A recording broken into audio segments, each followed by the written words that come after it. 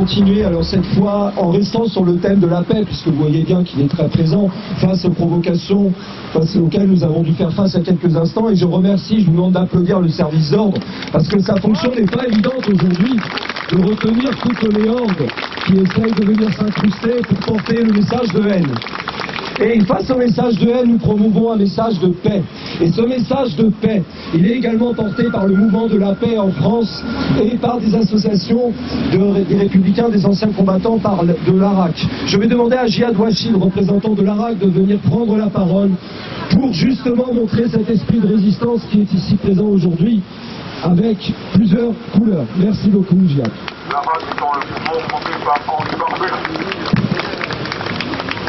Bonjour camarades. C'est avec une émotion certaine que j'interviens au nom de l'Arak Paris, l'association républicaine des anciens combattants. Nous commémorons ici la victoire soviétique à Stalingrad, le tournant de la Seconde Guerre mondiale.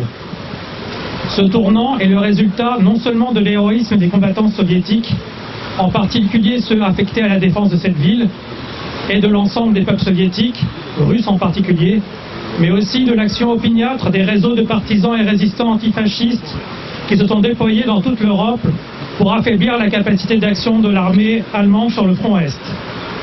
Je ne développerai pas.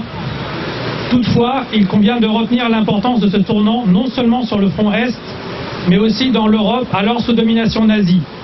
La victoire soviétique a galvanisé les peuples, armés et partisans soviétiques, mais aussi tous les opposants au nazisme en Europe, renforçant d'autant les résistances antifascistes.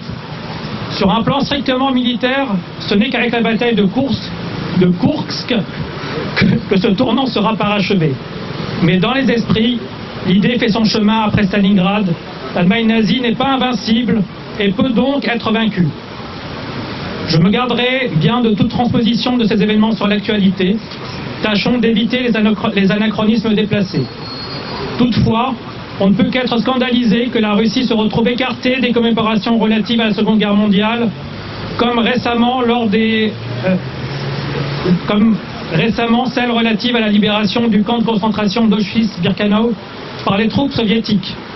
Certes, la Russie actuelle n'est plus soviétique, mais le tribut humain payé par les soldats russes pour la libération de l'Europe et de ses camps en particulier mérite mieux que cette pitoyable opération de révisionnisme historique.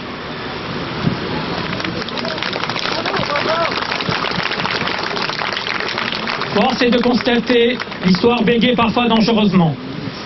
Et c'est bien le contexte politique dans lequel nous nous trouvons. Entre bruit de bottes et montée du fascisme partout en Europe, les analogies avec des périodes sombres de notre histoire ne sauraient être évacuées et demandent un sursaut politique, pacifiste, mais aussi antifasciste, sous peine de lendemains difficiles. Et si la réactivation d'un mouvement pacifiste conséquent semble entamée, une fois la sidération initiale suite à l'intervention russe en Ukraine passée, il n'en est pas de même du mouvement antifasciste. Dans un contexte politique où le fascisme est revenu au pouvoir en Italie et où l'extrême droite française est au plus haut sur le plan électoral, irriguant l'ensemble du spectre politique de ses idées, en particulier une droite de moins en moins républicaine qu'elle est en train de satelliser, les digues sont en train de céder sous nos yeux.